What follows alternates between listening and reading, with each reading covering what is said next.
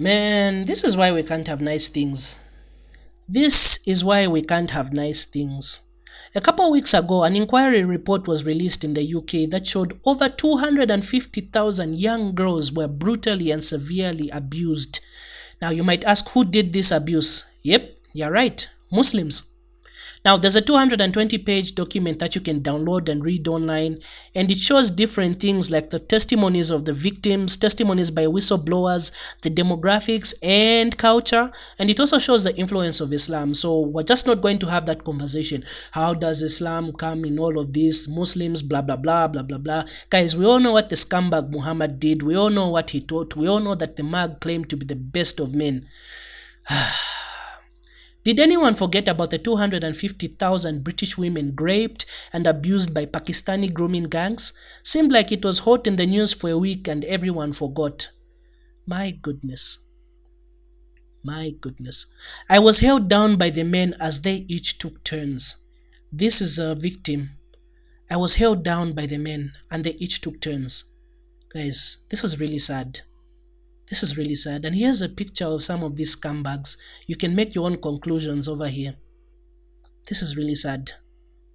At least 250,000 white girls were groomed, raped, trafficked, and tortured. Perpetrators followed consistent tactics of befriending vulnerable girls as young as 11 with gifts, drugs, and alcohol.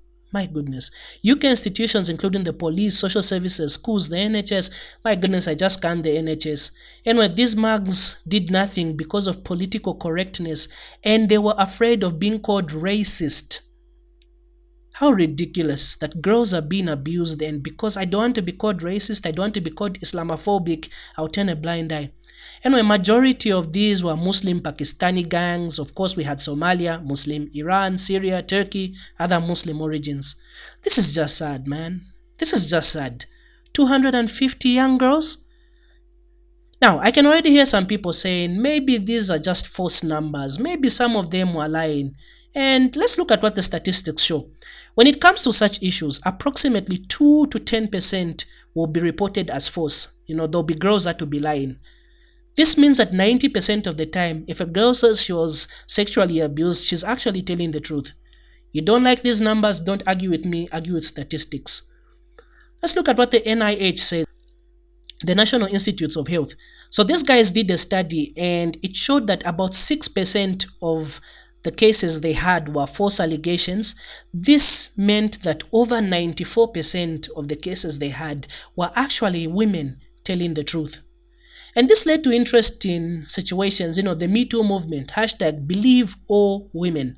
How do we go from believe all women to over 250,000 young girls being abused and there's just radio silence? How do we go from that? How do we stop believing women? When I was looking at this, I came across this man, Karl Marx, a German philosopher born in the 1800s.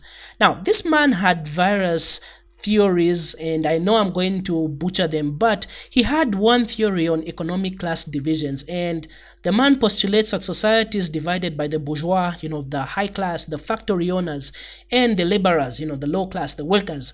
And the workers are being oppressed by the factory owners. If the workers are making $500, the factory owners get $400 and pay them $100. Anyway, so this guy dies and he later on inspires a younger and hungrier group of German philosophers, the Frankfurt School. And these mugs come about a theory that is known as a critical theory.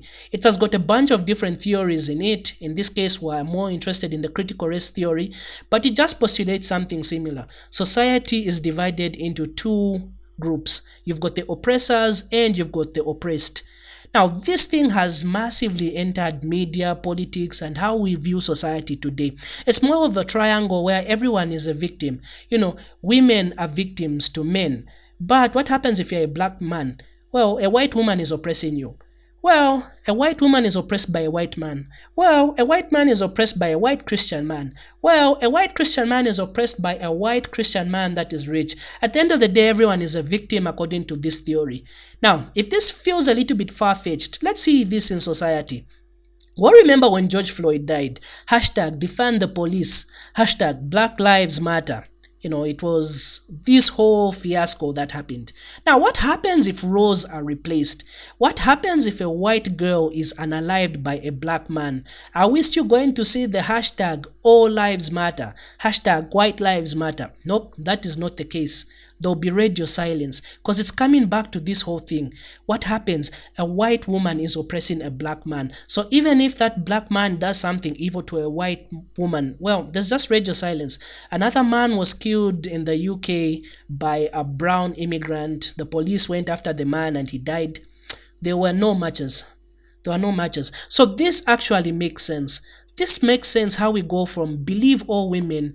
But then what happens when the perpetrators of believe all women now are brown men? And not just any brown men, but brown men that aren't Christian, brown men that are Muslims.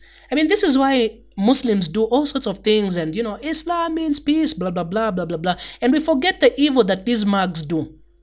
This is how we go from, believe all women to, well, we just need to be politically correct. We just need to be loving. Let's not be racist, guys. Man, this is why we can't have nice things. This is why we can't have nice things. This is a sad report. Please, in your free time, try to look for it. Over 250,000 girls abused. Radio silence, no matches, no hashtag believe all women. Alright, thank you for watching this video. Peace.